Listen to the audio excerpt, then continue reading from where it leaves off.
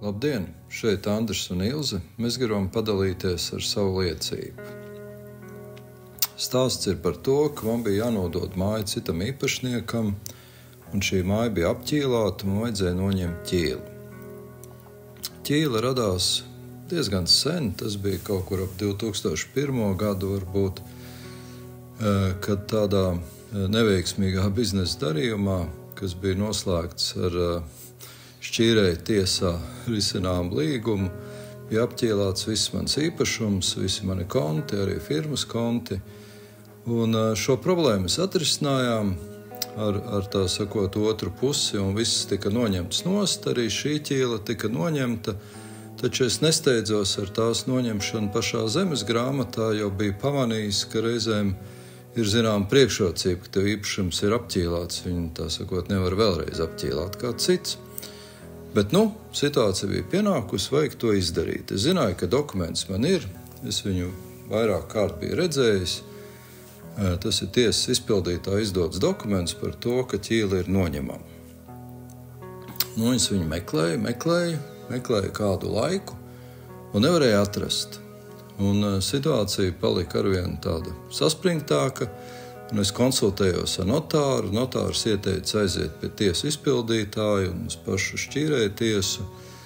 Un milzīgs bija mans pārsteigums, ka es uzzināju, ka ne tiesu izpildītājs, ne šķīrēju tiesa šo lietu vispār nav pat saglabājuši, ka šķīrēju tiesā pēc cik tur gadiem, laikam 5, viss tiek iznīcināts, un nekāda pēdu nav. Savukārt kuram par labu tas bija apķīlāts, bija uzņēmums, kas jau vairākus gadus atradās likvidācijas procesā. Notārs teica, ka lieta skaidra, rakstam uz zemes grāmatu, vēstuli, paskaidrojot visus tekstus, pievienojot visu saraksti, un tiesnesis gan jau pieņems pareizu lēmumu, un viss būs labi. Par milzīgu pārsteigumu bija tā, ka zemes grāmatas tiesnesis bija pieņēmis noraidošu lēmumu, lai gan lietu loģika, tā sakot, nebija skaidrs, ko tad ar to visu darīt tālāk. Un notārs teica, vajag atrast oriģinālo dokumentu. Un, te es atnācu pie Ilzes un teicu, ka, ir laikam ziepes. Jā, tad iestājās risināšanas fāze, domājam, kā varētu to vēl savādāk darīt. Ienāca prātā, ka kaut kur caur paziņām ir pazīstams kāds cits zemes grāmatas tiesnesis. Varbūt mēģināt vēlreiz. Varbūt tomēr atrast tā uzņēmumu, kas šobrīd tiek likvidēts, likvidātoru, un viņš varētu vēlreiz uzrakstīt, ka nekādu prasību nav. Tomēr vēl kaut kāda risinājuma bija. Līdz nepārprotam atnāca sajūta, ka neviens no šiem risinājumiem nav labs, un mūsu vienīgā cerība ir lūgt Dievu. Mēs devāmies uz lūgšanu vietu, kādu stundu lasījām Bībeli, lūdzām, līdz sapratām, ka ir pusnakts, bet rīt darba diena, kad agri jāceļas. Nolēmām iesim gulēt, bet Andris pēkšņi aizgāja uz istabu, kur glabājas dokumenti, bet es iekšēji sāku pukoties, ka šis gan ir īstais brīdis, kad vēl kaut ko darīt.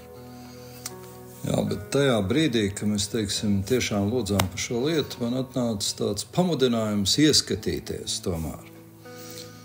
Bija diezgan absurdi. Es paņēmu rokās šo mapi, kurā man glabājās šādi dokumenti, kurus biju izšķirstījis jau 10 reižu.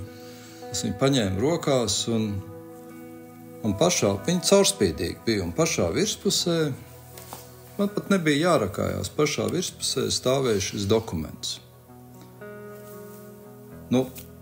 Citādi kā ar brīnumu es to paskaidrot nevaru, jo, kā jau es tikko teicu, es biju 10 reižu to visu pārrakājis. Biju pārrakājis vēl citas lietas, un, protams, šī mapē es biju skatījies daudz un dikti, un visu, kas viņa atrodas, daudz un dikti. Tāda lūdzu. Tā mūsu liecības lieta, un patiesībā tas bija ļoti nozīmīgs solis, un pēdējais šķērslis uz mūsu laulībām ar Ilzi bija noņemts. Jā, paldies Jēzum, kurš arī mūsu gadījumā izglāba kāzas, tāpat kā toreiz Kānā. Slavu un pateicību Tev, mīļais debes Tēti, dargais Jēzu, mīļais svētais gars, ka paliekot pie Tevis un uzticot visas savas problēmas situācijas un raizes Tev, Tu rādīsi risinājumu.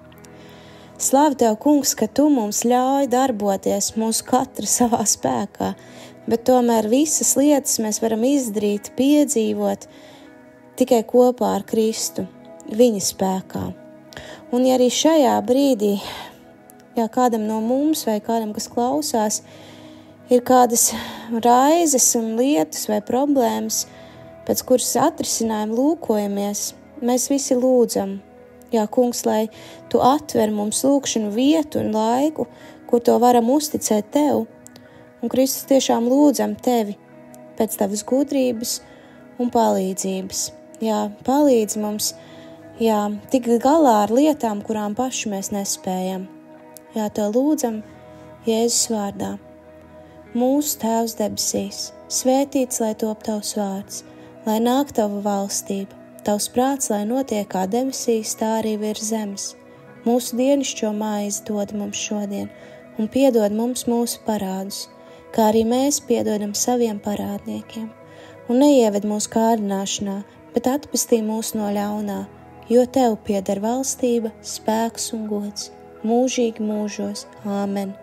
Lai mūs svētī un pasargā visuvarenais Dievs, Tēvs, Dievs Dēls un Svētais Gars. Āmen. Aicinu piedalīties audio liecību projektā Mīlestības ceļš liecībās arī tevi. Ieraksti balss ziņā savu stāstu, kā Dievs sevi ir tev atklājis, ko viņš ir darījis un kā Jēzus ir tev palīdzējis, uzmundrinot, samīļojot, dziedinot, stiprinot. Esi daļa no dzīvā evaņģēlija pasaulē un ieraksti savu audio liecību telefonā, izmantojot balss ieraksta aplikāciju un nosūti to uz e-pastu liecības@gertrude.lv.